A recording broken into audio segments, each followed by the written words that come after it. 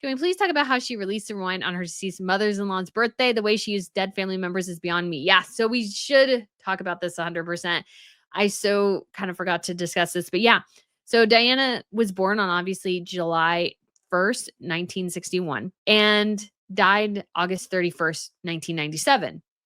And she died in a drunk driving accident. So the man behind the wheel was hammered and drove them into a kind of divider in Paris and killed 3 of the 4 passengers. And of course, Harry has blamed this on the paparazzi numerous times, but it was a drunk driver. And so imagine your wife is selling wine and decides to debut it on your mother's birthday. Like, I imagine William is incensed. Like, he would probably be absolutely incensed by this idea that Meghan would launch an alcohol product on on his mother's birthday after she died in a drunk driving accident. Like, the callousness, the lack of thought and forethought, and like so many different things. I'm like, seriously now? Seriously? You could not figure out like a different day? Because the crazy thing is, guys, it's not even shipping until July 9th. So why not launch it on July 2nd? I mean, I understand. So here's the thing I think happened. And this would not be surprised me because again, this program is being run out of its butt. There is this company is kind of, I think, I mean, I can attest somewhat. Like, I feel like I'm constantly like trying to catch up, and I feel like that's what As Ever is doing too. No, I do that because obviously I'm news, so like there's always things going on, always things to catch up on, and everything. But when it comes to As Ever, because it was not a well planned out or thought out company, they're constantly playing catch up. So if this rosé wine was supposed to be around for the quote unquote summer, well, they're a week or two past when summer officially begins. They should have gotten this product out probably in late May. Is technically when this product should have been released. Is late May. But you're almost hitting, the summer season now is you could say in full swing, but it still feels like at least somewhat if you get halfway through July by the time you get this rosé. So the rosé is supposed to ship out on the 9th. What if you don't get it until the 15th? Well, that's halfway through summer. Summer's half gone. Summer's half gone by that point. So because you only have half of July and then August left. Why wouldn't you get this out in June? That way you could actually enjoy the rosé for the entire period of the summer. You could have a bottle a month, let's say. That's a little bit like that probably is too short. I don't know how many glasses you get, but you could space it out. But I think again, she did not plan this out well. And so she's basically already missing the summer season. And so she has to catch up and do this now. And it's amazing how little foresight went into this. And that's why I think all the products so far have been middling to bad, is because there has not been much thought. There has not been much planning. And this is basically like, we have to get something out. We have to get something out of here. And it's what she could get out. And because they even said it, this was the crazy thing in the Newsweek piece. Because somebody mentioned actually on comments on YouTube, they're like, well, she sold rosé, not sparkling. But no, in the Newsweek piece, they said, well, we're hoping to get a sparkling wine out before the end of summer. So it'll be months, not weeks. I was like, shouldn't it be weeks, not months? Because by the time the initial batch sells and gets out, it'll be halfway through summer. So are you going to get it like August 15th? Like the next batch going to come out August 15th or August 31st or something like that? It just doesn't make a ton of sense. And I do think, because everybody wants to make connections to the date. And of course, I think this is one case where 100% Meghan knew what the date was and didn't really care. Meghan should have chosen a different day or planned her company better so she could actually get this rosé out in end of May so people could have it all summer, June, July, and August. Yes, I know sometimes you don't really hit the true summer metrics or summer doesn't truly start until June 21st. Doesn't matter. What you want to do is you want to get it out to people before the situation or before the anniversary. So for me, again, guys, I am flying by the seat of my pants most of the time, and I should be able to plan better, and I don't. But when it comes to, let's say, I did a video on looking at Catherine's Trooping the Color looks over the years. I think they got that video out like the day before, in like late UK time, day before Trooping the Color. I should have gotten that video out the day before that, so it could run the full day before Trooping. That's what I should have done, and I didn't do it. That is on me. But you can kind of see the problem there. And obviously this is all getting around to, of course, Diana as well, is Meghan made the decision to launch it, like not care about her husband at all, not care about how she died. Yes, of course, the paparazzi contributed, and if she might have lived if she had been wearing a seatbelt. But if she had been driving with a sober driver, she also might, like, that's the main factor here, is a drunk driver. And so if she'd been driving with him, she'd still be alive. Or driving without him and with somebody else behind the wheel, she would still be alive. And Megan doesn't seem to care about that. Who knows? That guy might have gotten drunk off Rosé or something. And yet she's selling Rosé on her mother-in-law's birthday. It's just callous. It just goes to show what an unfeeling, unsympathetic person Meghan is. Like, I cannot fathom Catherine doing the same thing on July 1st. Never in a million years would I see her do that. Now, what's sort of interesting is you can consider is that I don't think Meghan likes Diana at all. Even though obviously they've never interacted before. I don't think Meghan likes her. And I think Meghan sort of despises her in some ways. Because Meghan, number one, guys, wanted to be the next generation Diana. She came into the royal family, and Harry was constantly talking about how she's just like Diana. She's just like Diana. And number one, his family members all went, no, no, no, no, no. She's nothing like Diana, buddy. And, but I think that inflated Meghan's ego. And she's played the Diana handbook. Like when she was pregnant, oh, Harry, like, it's all too much. I don't know what I'm going to do. I might do something terrible to myself. His mother actually did experience those things. I think Meghan 100% faked those things. I think Meghan was frustrated by the fact she couldn't control things, and that was Meghan's issue. But she played this pregnancy mental health issue the same time in the pregnancy pretty much that Diana did. And so Meghan is 100% playing off Harry's emotions here. But when we actually see Meghan like interacting with Diana, she wants to be her and be better than her and be as beloved and everything as her. But that hasn't turned out for Meghan. I think even more, Meghan resents Diana, because if you watch the Drew Barrymore clip, when Drew Barrymore brings out this photo of herself and Diana and shows it to Diana, like Meghan, it's like, and tells Meghan how wonderful her mother-in-law is, Meghan Markle takes one gigantic step back.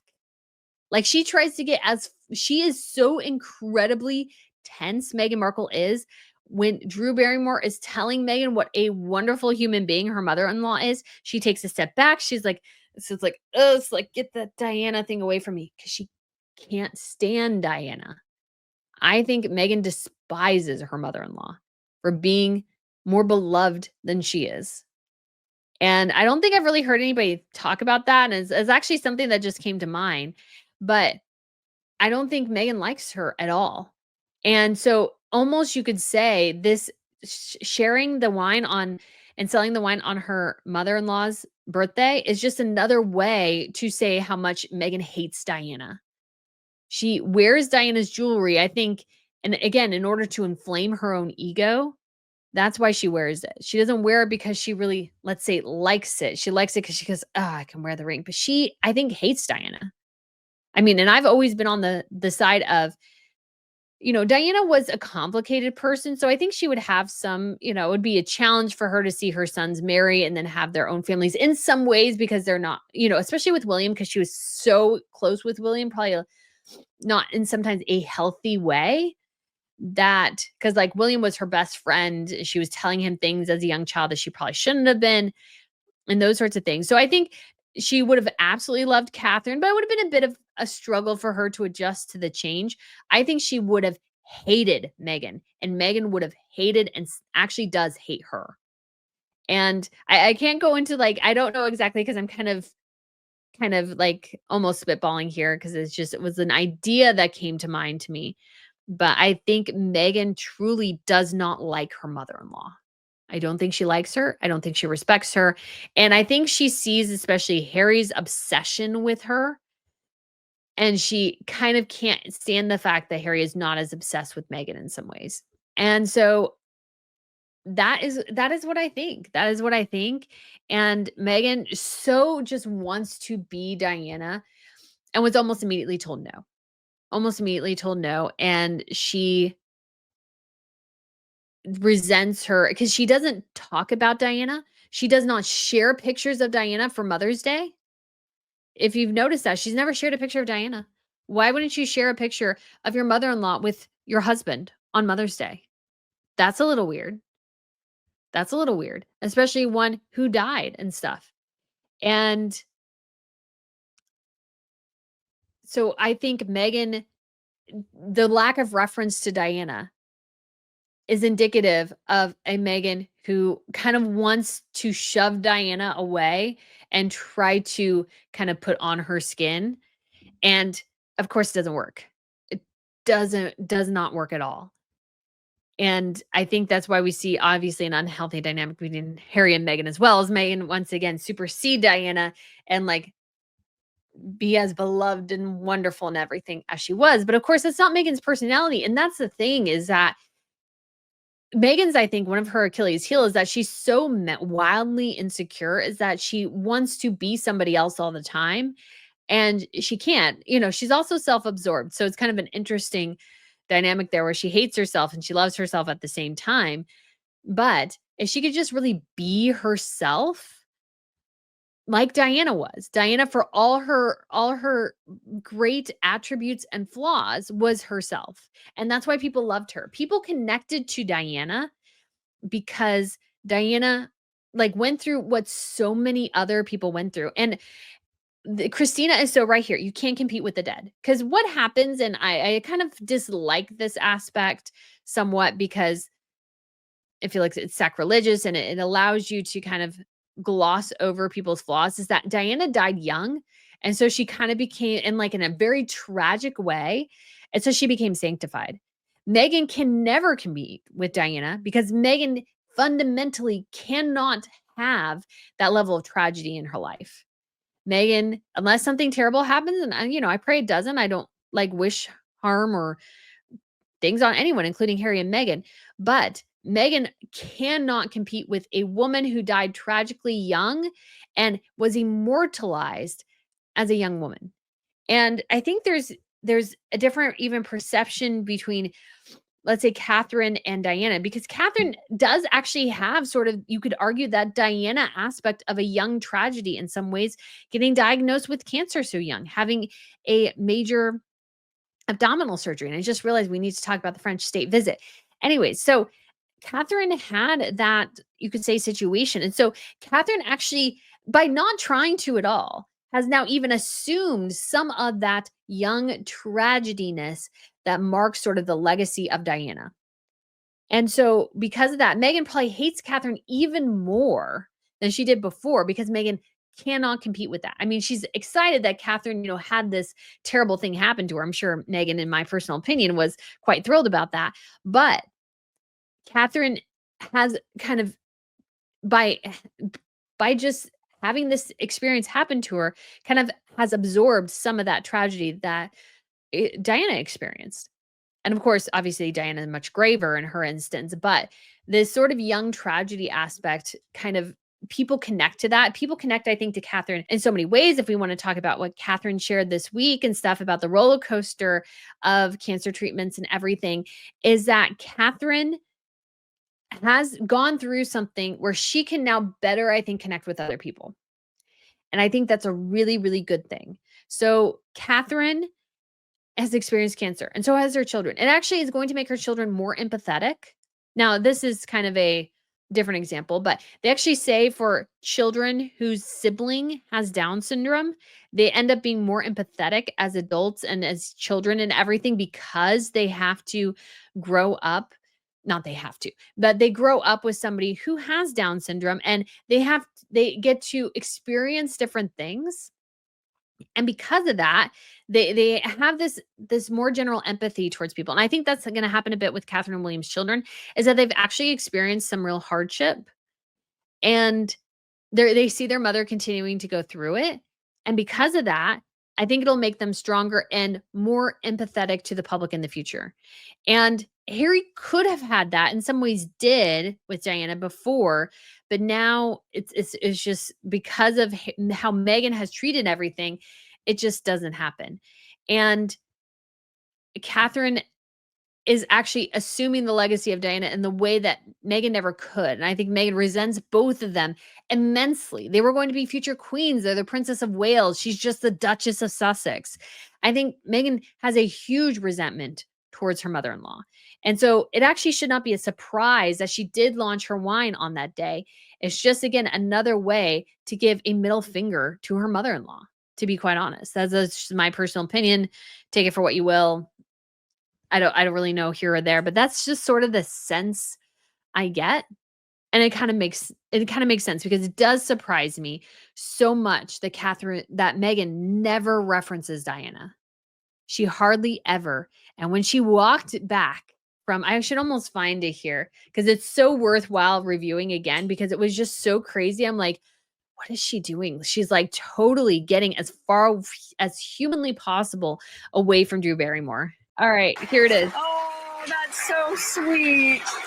That is so special. I mean, you had it I mean, here. look at that. Look at that walk away. Look at that, guys. I mean, you can't see that much. So let's pull it up here. Look at that. Like, does that look like a woman who likes her mother-in-law? Even her dead mother-in-law. All Drew Barrymore is talking about is how much she admired Meghan's mother-in-law. And Meghan just cannot stand it. Cannot stand it. But let's listen. Oh, I was As like Meghan just doesn't like, it's just so, I think, despises Diana. Sorry. We had to go and watch that again. But yeah, she hated that bit. I was really surprised. Like, I was like, Meghan, you cannot fake this at all here. You cannot fake lucky this a little enough bit. to. That's really special. It means so much. And like the chasm between them here is kind of amazing. Anyways, so we won't watch it too much, but it was just really shocking that Meghan could not hide it for a single second how much she despises her mother-in-law. Or who's dead, who's not even here. So it's like really, really shocking. But yeah, I actually think it makes sense. I think it makes sense. I don't know. Like, this is why, guys, I like doing sometimes the live streams or talking to my mom or my friends or something, like kind of talking through things, because as you're talking through, it's like an idea comes to mind. And I had kind of considered this before, just because I had noticed that this kind of weird disconnect between Meghan and Diana in some ways, even though Meghan claims to have experienced so much of what Diana did. And Harry's whole thing is Meghan's going to experience just what happened to my mother. Not perfect, just British says, do you think that will ever dawn on Meghan that she actually did some good? She would not feel inferior to Catherine William. You would think so. But Meghan tells us all the time how much good she does. But I guess she doesn't really even believe it either. So it's very, very fascinating.